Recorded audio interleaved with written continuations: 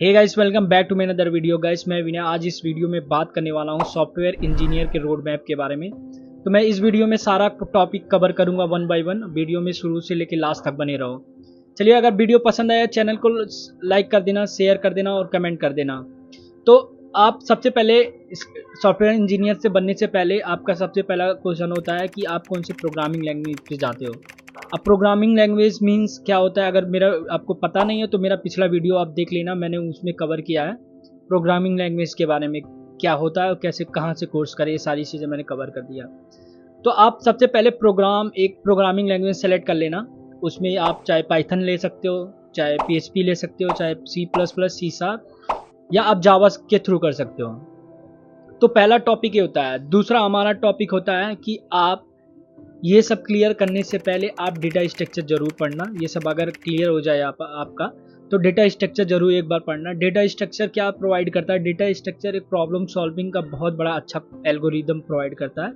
मतलब सपोज समझो कि आप कहीं भी प्रोग्रामिंग में स्टक होते हो, कोई बड़ा लॉजिक आपको इम्प्लीमेंट करना हो, कुछ एल्गोरिदम टाइप का, तो उसमें आपको डेटा स्ट्रक्चर बहुत ज़्यादा हेल्प करना। बहुत ज़्यादा एडवांस में नहीं जाना है, बहुत बेसिक्स में पढ़ना है। आप उसको कवर कर लेंगे तो मुझे लगता है आप बहुत अच्छे अच्छे जो हमारे छोटे छोटे कॉन्सेप्ट्स होते हैं, हमारे एल्गोरिदम लॉजिक्स होते हैं, वो आप अच्छे से कर पाओगे। तो पहला टॉपिक ये था कि प्रोग्रामिंग लैंग्वेज। दूसरा हमारा टॉपिक था डेटा स्ट्रक्चर। तीसरा टॉपिक हमारा होता है हम अपना जो भी रिज्यूम बनाएं अपने प्रोफाइल के अकॉर्डिंग हम रिज्यूम बनाएंगे। जैसे रिज्यूम बनाएंगे, अगर आप पाइथन से हो तो पाइथन का एक कोई फ्रेमवर्क होता है, जैसे डिजेंगो करके एक फ्रेमवर्क होती है, आप उस पर भी जा सकते हो। अगर आप C+ हो या C# पे हो तो .NET फ्रेमवर्क होता है।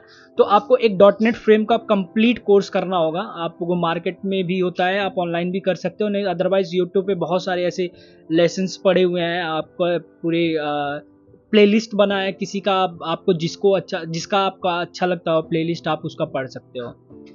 तो आप अपना रिज्यूम क्लियर बनाओ और क्लियर कट में बनाओ, अपने स्किल्स डालो, प्रॉपर तरीके से स्किल्स डालो।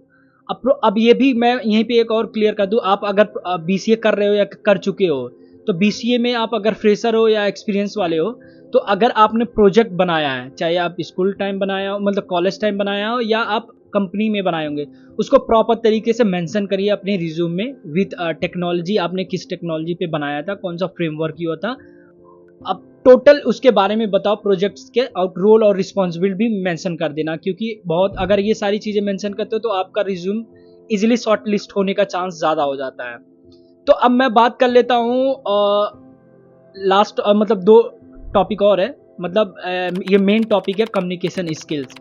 मेरा भी उतना बढ़िया नहीं है कम्युनिकेशन स्किल्स, बट आप इसको इम्प्रूव करो, ठीक है। इन कम्युनिकेशन स्किल बहुत ज़्यादा एडवांस में भी नहीं, स्टार्टिंग में आपको बेसिक आनी चाहिए कम्युनिकेशन करने के लिए।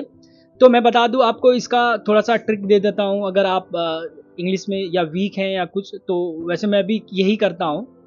तो आप अपने दोस्तों के साथ बैठ के ना उनसे बात कर सकते हो। यार आपके गोल होंगे 4-5 लोग दोस्तों के या कलीग होंगे जिनका इंग्लिश वीक है, आप उनसे पहले ट्राई करो बात करने के लिए, फिर थोड़ा थोड़ा मिड लेवल अपना लेवल बढ़ाते जाना। धीरे धीरे ऐसे कवर करोगे, आपकी इंग्लिश स्किल्स कम्युनिकेशन इंप्रूव हो जाएगा। क्योंकि आप जब भी इंटरव्यू दोगे ना टोटली इंग्लिश में होता है, तो उस केस में तो आपको इंग्लिश ही देना पड़ता है।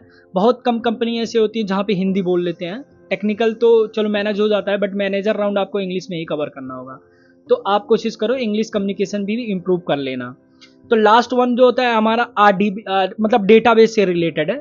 कोई सा भी आप एक डेटाबेस पढ़ लेना, जैसे RDBMX आता है डेटाबेस। बेसिकली डेटाबेस क्या होता है, आप डेटाबेस में क्या पढ़ लेना, कड ऑपरेशन पढ़ लेना, जैसे क्रिएट इंसर्ट कैसे करना है DB में, डेटा अपडेट कैसे करना है, ये सारी कड ऑपरेशन पढ़ लेना पूरा डिटेल में।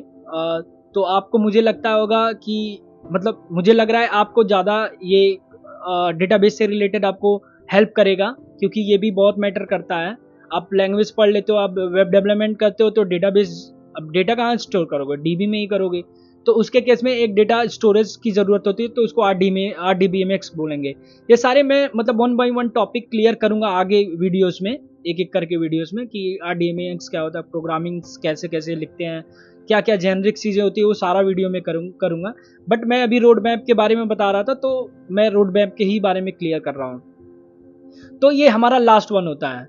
तो गाइस मैं यही करूंगा। आप पहला मैंने एक बार और रिवाइज कर देता हूं। पहला हमारा टॉपिक था प्रोग्रामिंग लैंग्वेज, दूसरा हमारा टॉपिक था डेटा स्ट्रक्चर, तीसरा टॉपिक था हम कैसे रिज्यूम अपना बिल्ड करें, चौथा हमारा था कम्युनिकेशन स्किल, और जो लास्ट वन हमारा था वो था हमारा RDBMS मतलब डेटाबेस।